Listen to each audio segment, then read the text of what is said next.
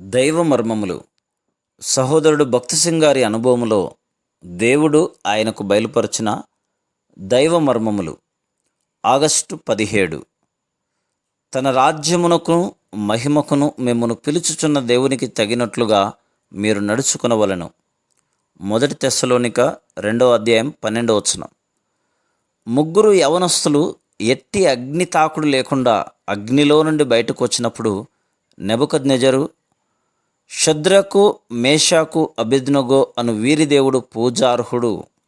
ఆయన తన దూత నంపి తన్ను ఆశ్రయించిన దాసులను రక్షించెను.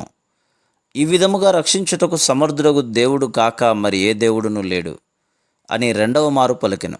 దానియేలు గ్రంథం 3:28-29. అప్పటికి మాత్రమే దేవుణ్ణి మహింపరచెను. కొద్ది కాలంలోనే తిరిగి తనను తాను మహింపరచుకొనెను. అతడింకను గుడ్డివాడుగానే ఉండెను. అనేకులలో ఈ అభివృద్ధి గర్వమునకు దారితీను.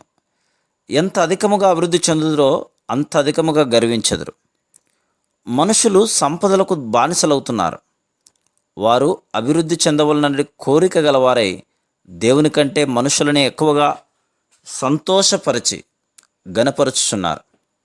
ఇట్టి ఆపేక్ష వారి అంధత్వమును అధికం చేయుచున్నది. మనుషులను సంతోషపెట్టుట అనున్నది ఒక ఉరి. విశ్వాసులు సైతం ఈ ఊరిలో చిక్కుకొనిన వారై దేవుని సంకల్పమును నెరవేర్చుటకు ఇష్టపడకున్నారు.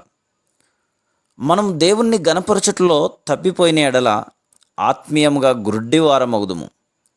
స్తుతి, ఆరాధన, కూటముల ద్వారా ఇట్టి భయంకరమైన స్థితికి రాకుండా తప్పించబడగలం.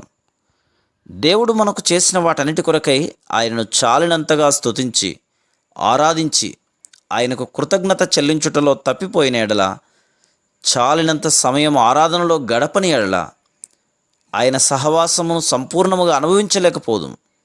మనము కూటములకు హాజరు కావచ్చు, బైబిల్ చదవచ్చు, కానీ దేవుని సన్నిధిని అనుభవించలేం. కొందరు ఆత్మీయ జీవితంలో దినదినమునకు ఎండిపోవచ్చున్నారు. వారి ఆత్మీయ క్షీణతకు ప్రసంగికులను నిందించెదరు. కొన్ని మార్లు లోపము బోధకులదై ఉండవచ్చు, కానీ వారిని మాత్రం నిందించకము.